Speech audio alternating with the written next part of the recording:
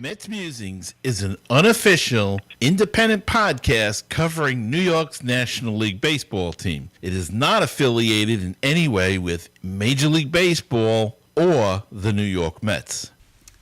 This is Len and Jeff from Baseball and Barbecue. And the one place to go for New York Mets news, Past week game reviews, upcoming series previews, interviews, analysis, opinion, and what's going down on the farm. It's Mets Musings with Gary Mack. So keep the faith, stay optimistic, and let's go Mets. Mets Musings with Gary Mack. Now it's time for some New York Mets baseball talk. Here's Gary Mack bringing you the latest news and analysis from Mets Nation and the world of baseball on another edition of Mets Musings. And welcome to another edition of Mets Musings, episode number 356, I believe it is. And we got a show today for you. We got two guests, not just one. We got two guests today, and I think you're going to really enjoy both of them. Let's bring on my first guest right away. You know him, you love him, can't live without him. My former co-host, Barry Newman. Barry, welcome back to Mets Musings. Thanks, Gary. It's great to be back. It's great to have baseball back, too. It is terrific, and Barry, the reason we wanted you to get on because you wanted to talk to our later guest, but also because you just got back from spending, a week or week and a half? So? 6 days, 5 nights in Port St. Lucie with a wonderful group of people who are members of the Fans of GKR Facebook social network group. We had an absolute blast. And for those that don't know what GKR stands for, it's Fans of Gary, Keith, and Ron. So it's a great Mets group. It's a positive Mets group, and everybody should go over and join it. And a shout out to them. And anybody you want to give a shout out from the group too? Oh, absolutely, Gary. And I also want to make sure that our listeners know that the G in the GKR for Gary is Gary Cohen, not Gary Mack. Even though it could just as easily be Gary Mack. Well, but we can share. All right, or we could just put a second G in there and make it GKR. But that's another story for another day. But like you said, I do want to once again say what a great time my wife Kathy and I had with several members of this group. And we did a bunch of stuff together. We went to Duffy's where they broadcast the spring training show, the hot stove show, yes. the show they did live on on the Thursday after we left. So we missed that by one day, but that's okay. We had a wonderful time. We went to the backfields, watched the Mets practice. Kathy got a signed baseball and a picture with her favorite player, Juan Lagares, and the highlight for me, of all people, I got a picture with Fred Wilpon, who engaged the fans there, and couldn't have been nicer. And finally, I want to acknowledge the people that we were with, starting with Pam and Ed, who live in Port St. Lucie and basically coordinated all our activities and might have actually played a role in saving the Mets from moving out of Port St. Lucie to another venue by going to a couple of meetings in the town. And the Mets really could go elsewhere, but there was a dispute with the renovation of the field there, and they worked it out.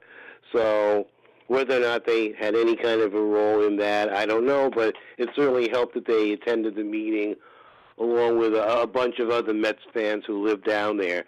And along with Pam and Ed, who were wonderful hosts, the other people Kathy and I were with, I want to give a shout-out to all of them because they made this 6-day, 5-night trip for us very special. And that's Bonnie, Celia, and Mitch, Karen and Tracy. They made it a very special few days for us, and we plan on doing it, God willing, every year. And like you said, I would recommend this to every Mets fan to do this at least once. And though it might sound very cliche-ish, this GKR group ends up being like a family. Very good, and as you know, there are a couple of groups around. The Mets, another big group is the fans of the Seven Line Army, which is another group. But this is a nice little group, and they have outings too, folks. So look for that the next time. I think they've got to advertise it a little bit more this year when they have an outing. Mm-hmm. It's a big group. It's word of mouth, and it's over 5,000 members now. It's actually run by Gary Cohen's wife, and she's terrific. And like I said before, it's like a family now. And maybe we can get some of those 5,000 to listen to this show. That would be great. Well, I will definitely do my part in trying to get them to listen. So tell us, what was it like? I mean, you had nice weather. Well, you would have loved it, especially the last couple of days when it got really hot. Yeah. Are the players more relaxed, more open, more friendly in it? Because they're just working into it. They're not into their real routines yet. It's easier to get autographs and pictures and that kind of thing? Oh, absolutely. In fact, we went last year, but we went about 2 weeks later, and we were the only people down there not from Florida. So Pam and Ed had actually told us last year that we should come down there a little bit earlier this year, in part for the very reasons that you just mentioned, because the players were very relaxed and engaging, and we got a bunch of other players to sign baseballs and take pictures with us. And some of it is on my Facebook page, some of it's on my wife's Facebook page. So people are just welcome to go to those Facebook pages and look at them. And it was an absolute blast, Gary. You got to do it one day. I know. We want to try to get down there. And I'd love to go down the same time as you and hang out down there with you. That would be awesome. We could maybe even do a Mets Musings from down there. But okay, that would be great. But so you met your best friend, your new best friend, my new BFF, Freddie Wilpon. Go figure. What was that experience like? He couldn't have been nicer, and there were hundreds of fans that he treated the same way. It was amazing. We also had a brief chat with Brody. Told him, I relayed a message from Jeff Cohen to try to sign Gio Gonzalez. So I did that, and I think this name will come up later in the show. I also mentioned to him that Marwin Gonzalez would have been a nice signing for the Mets. And of course, he just smiled and laughed and probably muttered something under his breath as he walked away from me. Now, was there any? But everyone was friendly. Okay. Everything was cool. I was wondering if there was any nasty comments yelled at him from anybody standing around. Not that I could remember. Well, that's good, because that would be a little crass, you know. Mm. Whether you like him or not, he's coming over trying to be personable, and and it is his money. I mean, how many times have we spent it for him? But it still is his. It is amazing how easy it is for fans to spend other people's money, Gary. It certainly is, especially the owner. you didn't get to see any games, but you did get to see some of the workouts. And how did you like the way that they had things set up out of the way, as far as you could see, and the way they were you able to see the pitches throwing? How did that? Oh yeah, absolutely. Now the last couple of days, they got out a little bit late because I guess that's when the full squad was scheduled to report. So what they said was that there was some team meetings, so they got out a little late. But the first 2 days, when most of them were there, it was really great. I mean, I'm not sure exactly how many backfields there are. At least 4, maybe more. So on one field, you'd see the pitches drill. A lot of the, as Keith always talk about, practicing the fundies, covering first base. The catchers practicing pop-ups, pitchers, throwing. A couple of the pitchers were throwing hard. In fact, I think we saw Wheeler throwing pretty hard. And I probably should have realized, because I remember saying to some of the group, we haven't seen Jed Lowry, so that should have tipped us off that something might have been wrong with him. But we pretty much saw everybody else. Lowry, of course, just to give everybody an update, is battling some knee soreness, has a slight problem, had an MRI done. I believe he's still day-to-day. Todd Frazier also came to New York for an MRI, and he had an oblique strain, and that's a tough injury, as we've talked about in the past. With the obliques a couple of years ago, real big, a lot of oblique injuries, but Frazier's got an oblique injury, so that the injury bug has hit Port St. Lucie a little bit. Jeff McNeil pulled out of today's game, but that was just for a scrape on his left arm. They're going to let it scab over. He'll be back. Nothing too much to worry about there, but let's hope the pitches stay healthy. That's the whole key, I think. That's what it comes down to, Gary. And like I've said before, and on the last time I did the podcast with you, I don't want to, and I swore I would not drink the Kool-Aid again after 2017 when they blamed it all on injuries. Well, last year they had almost, or if not as many or more injuries as they did the year before. Although they did improve their win total from 2017, they were still under 500, but they still have the big pitching, and they clearly improved the bullpen with the acquisition of Edwin Diaz and also the re-signing of Jeurys Familia. The bullpen on paper should be good, and as long as they've got the pitching, they've got a shot to be competitive and in the hunt.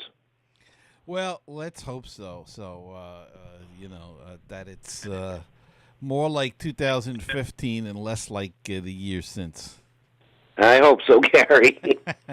All right. I think we'll take a break at this point, and then we'll be back with our other special guest for today. Barry will join me with that, and that will all happen right after this. Hey, baseball fans and book fans as well. This is Frank Nappi, author of the Legend of Mickey Tussler series, inviting all of you to learn more about my protagonist, Mickey Tussler, an incredible pitching prodigy who has autism. Follow Mickey's journey as he captures the hearts of fans everywhere with his blazing fastball and indomitable spirit. Please visit Amazon or www.franknappy.com for more information.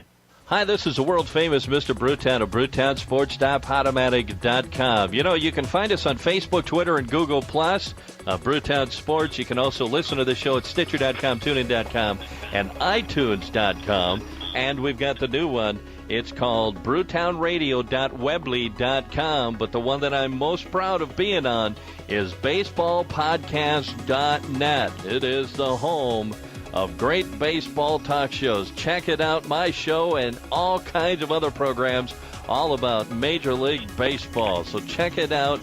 That's baseballpodcast.net, the home for great baseball talk shows.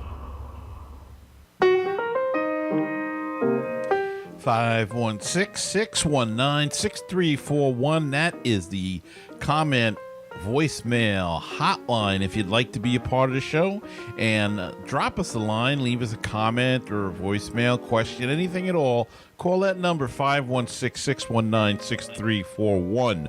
Or go to MetsMusings.com and click on that widget in the middle of the screen, and that's a speak pipe, and you can leave a voicemail right through your computer through your computer's microphone. Or if you prefer to do things the old-fashioned way, send us an email at metsmusings@gmail.com. The Facebook page is facebook.com/groups/MetsMusings, and the Twitter handle is at MetsMusings1. And if you'd like to help out the show, check out our Patreon page. Check out the campaign at patreon.com/MetsMusings.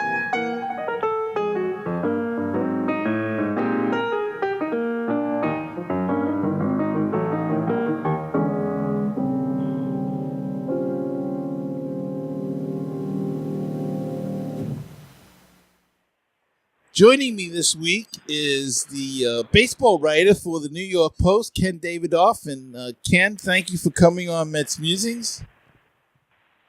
Thanks for having me. And we're going to talk a little Mets baseball today.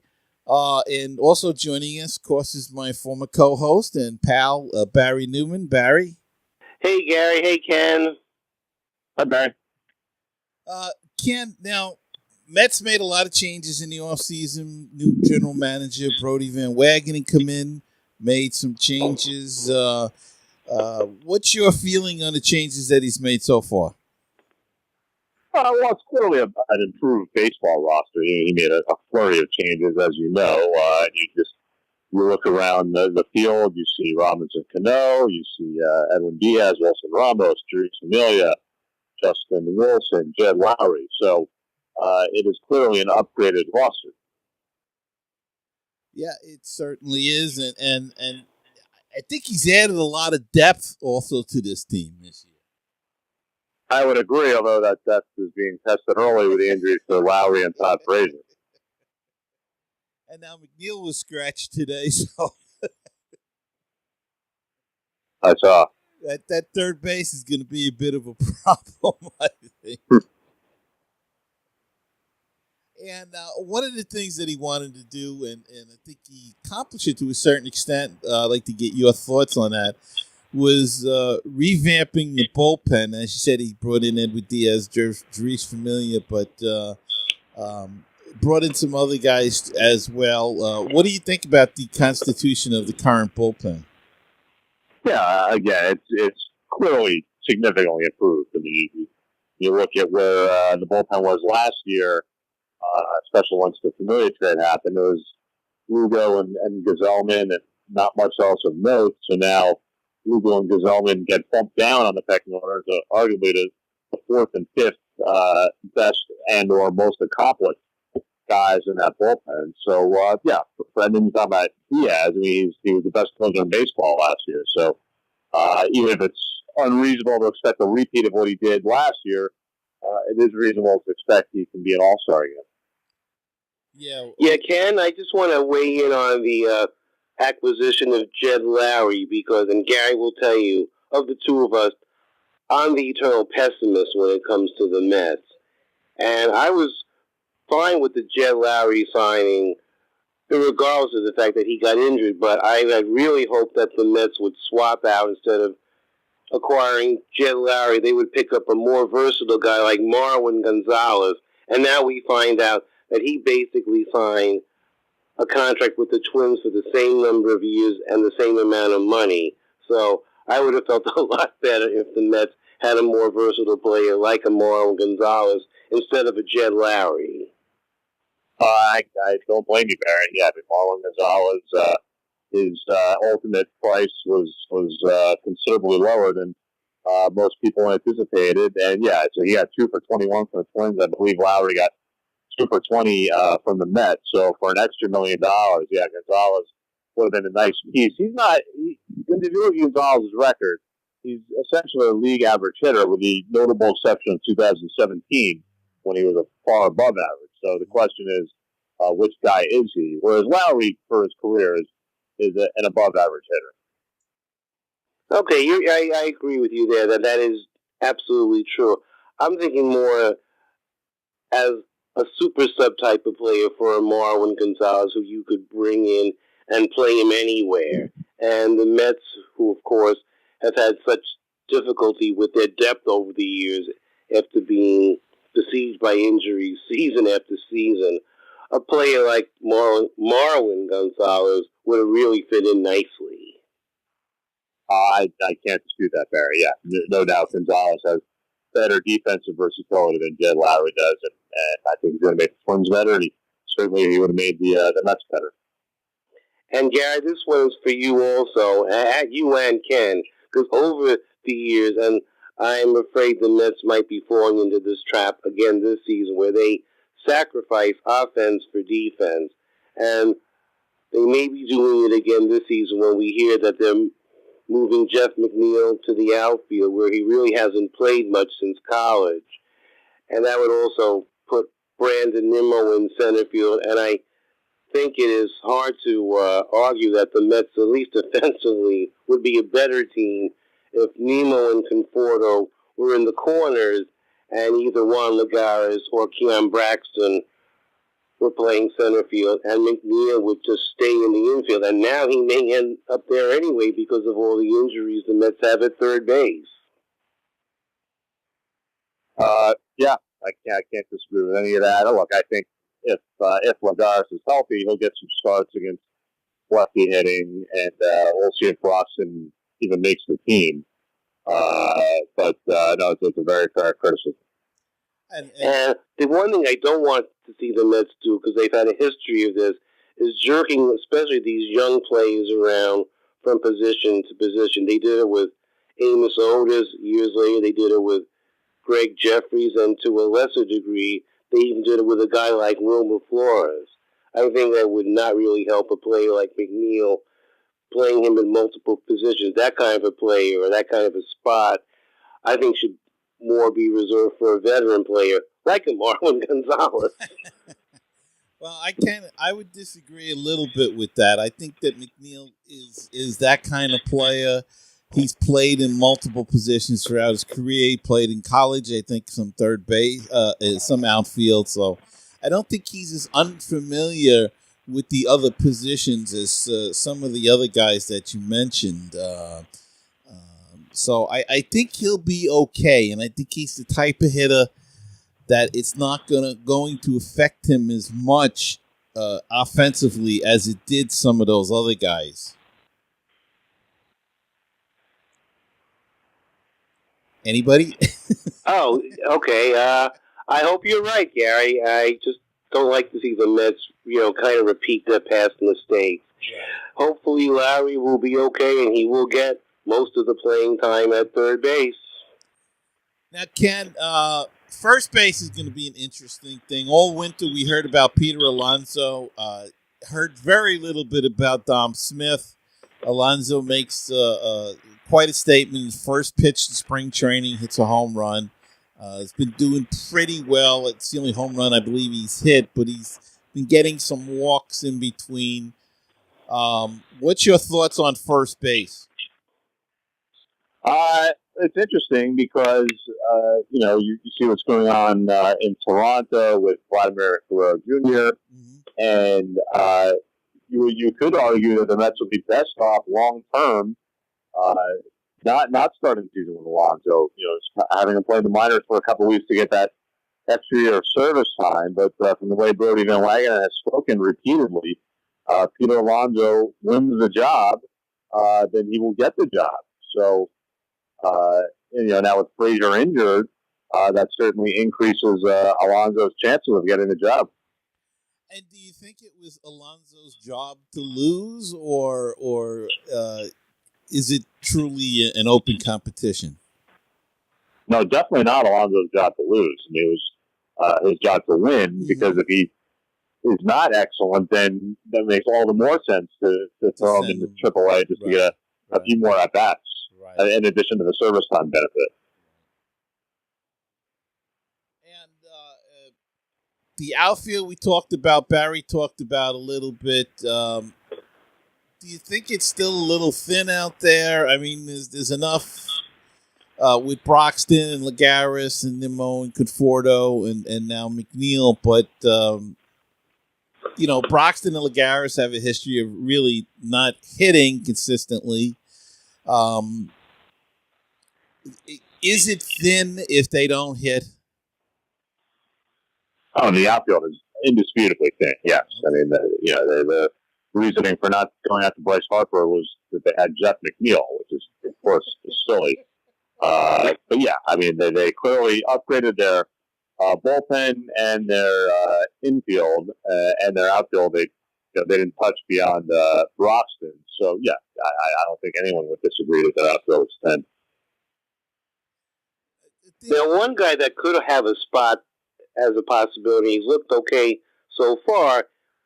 Understand that it's only been 4 or 5 games, but what about Raj Davis?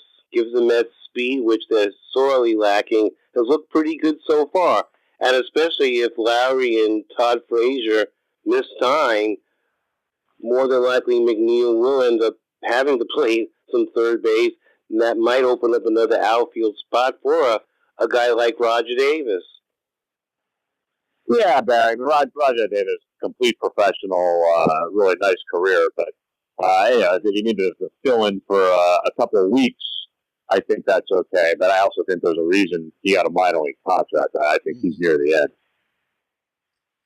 And the only thing I would say is I think they probably, not that the depth is there, but it's, they absolutely had nobody at Tidewater last year. That Tidewater, listen to me. Tidewater. Yeah. at Vegas last year, that really, as far as the outfield position go, at least they'll have a Raj Davis down there. I mean, it's not much, but it's, I just, they seem to be a little bit better than they were last year, at least in that aspect. I agree, but you're talking about going from an F to a C minus. Yeah. So it's progress, but I'm not sure you want to throw a party over it.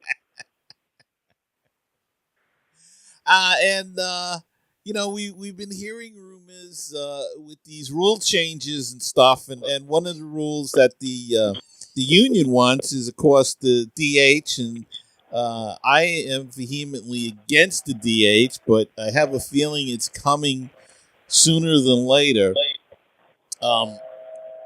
Do you think that Brody, when he built this team for next year and for a couple of years down the road, that he had that in mind, that he had an inkling that the DH could be coming? Because it seems like the Mets are probably one of the best position teams in the National League if a DH came in about. What do you think about that? Yeah, I think it was part of the equation. I don't think it was a strong part of the equation. I mean, I'd be very surprised if the DH came any earlier than 2022. So that's, you're talking about, obviously we're talking about Robinson Cano primarily here.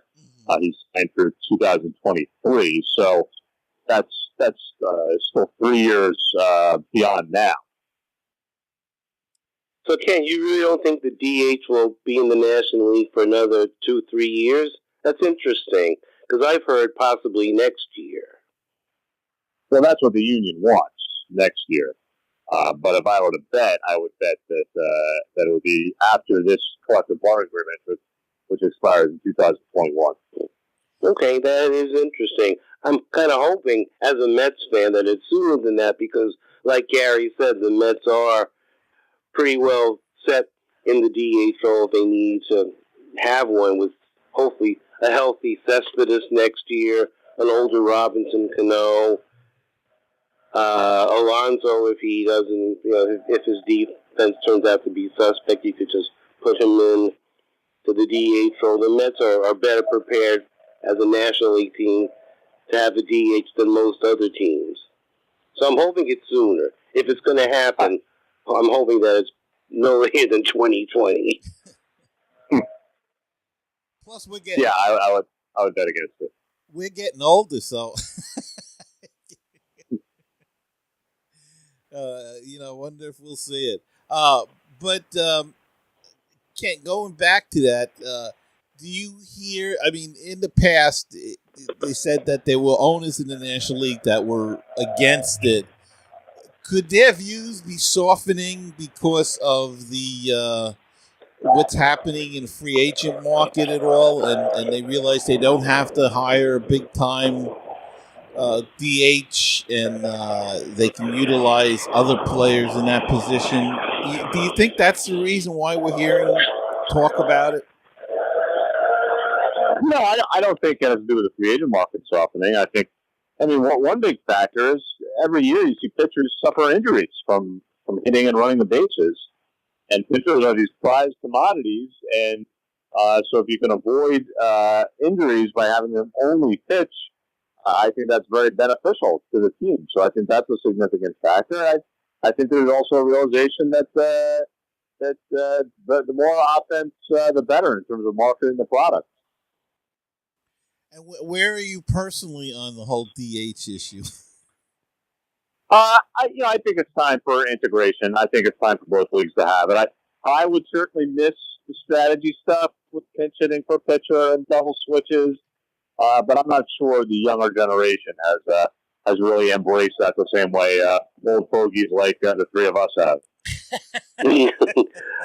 Now, one of the rule changes that's being proposed, and this is one of the ones that I'm very much in favor of, is these 40-man rosters in the September call-ups. I think it's absolutely ridiculous when you see one team with 40 players in the dugout as opposed to another team, which maybe their AAA team is in the playoffs, so they only have a handful of guys caught up. So you really have one team playing with a 40-man roster versus another team having maybe 28 to 30 guys.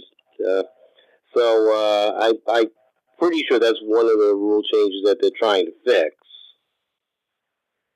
Yes. Yeah, there's always been a lot of discussion about that. There was a lot of discussion about that in the last round of collective bargaining, and they didn't get it done. And, I agree with you, Barry. It is indefensible what goes on in September, both from a fairness standpoint and from a pace and time of game standpoint. You get these games with playoff implications where managers can have 14, 15 relievers at their disposal. It's right. Silly.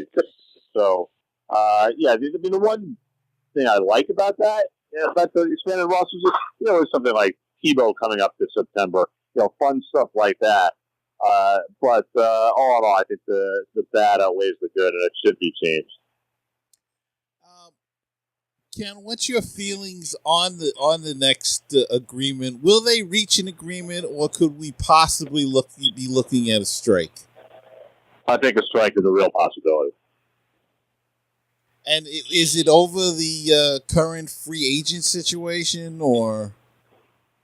It's really over everything. It's over the fact that this past basic agreement has turned out to be extremely beneficial for the owners and nowhere as beneficial for the players. So there's a lot of sore feelings on the player side, and they're going to want to win this next one. And I think that could lead to disastrous consequences. Does Jacob deGrom get signed, do you think, before spring training's over, or by opening day, I should say, or will this linger on until the off season? I'm going to bet that they do get it done. I think deGrom clearly wants to sign for the long term, and I think the Mets have a lot of pressure from their fan base about spending their commitment to winning. So I am betting on them finding common ground. And what's going on with Bryce Harper? Because I can't eat, I can't sleep, and until he gets signed, I'm just nowhere. Now, and also, is this really a Harper thing, or is this a Scott Boras thing? Well, they're one and the same, Barry. Yeah, good point. Yeah. What is it with Scott Boras and taking these guys right down to the wire? Well, I mean, he believes in using the calendar and the clock to his benefit. It has often paid off handsomely. Sometimes it has not. And we will see eventually with Harper. And talking about taking it down to the wire, I think we should wrap up things here, guys, if you're close to done. Mm-hmm. Okay. So what do you think is the holdup? Is it the Phillies just trying to keep the deal at a measly $300 million for 10 years, and Boris is trying, because of his ego, trying to make sure that Harper is the highest paid player in the game and has the longest contract in the game?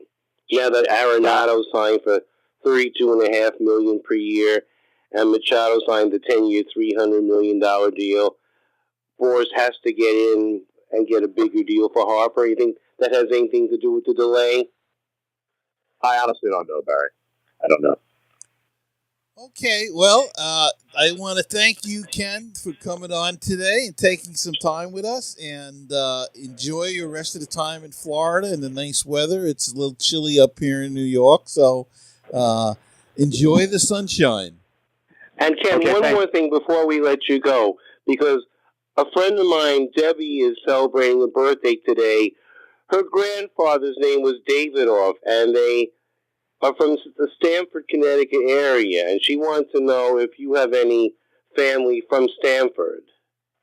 No, I don't. My family is pretty small, so I think I mean, it might be a distant relative, but I am not aware of any family at Stamford.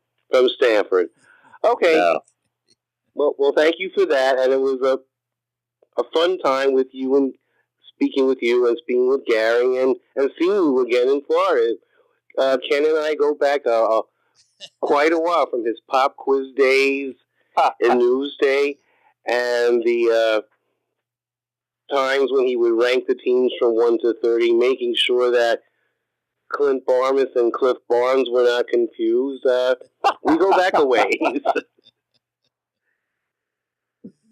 It was a pleasure. I really enjoyed it. And thanks again, Ken, for coming on. Okay. Have a good day. Thank you. Bye-bye now. You too. Bye. Bye.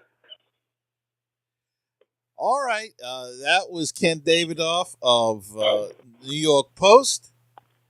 And he was gracious enough to come on. And Barry and I will be back right after this.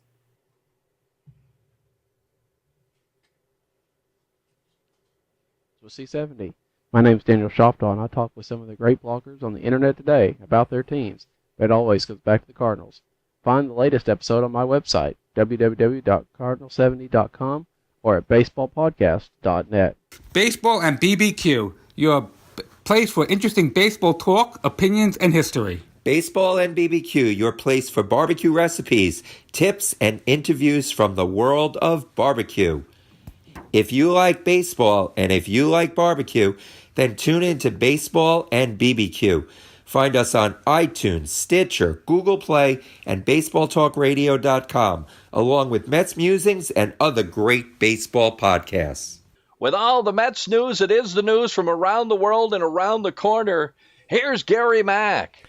All right, and I'm back, and I want to thank my special guests today, Barry Newman and Ken Davidoff, for coming on and being a part of today's show, this week's show, and I hope you all enjoy it. And I want to thank you, the listeners, for tuning in, and please go and subscribe on iTunes, Google Play, Spotify, YouTube, wherever you listen or watch the podcast. It helps me grow the podcast and make it bigger, so things maybe get some bigger guests for you out there. And remember, until the next time, keep the faith, stay optimistic, and let's go Mets. Goodbye, everybody.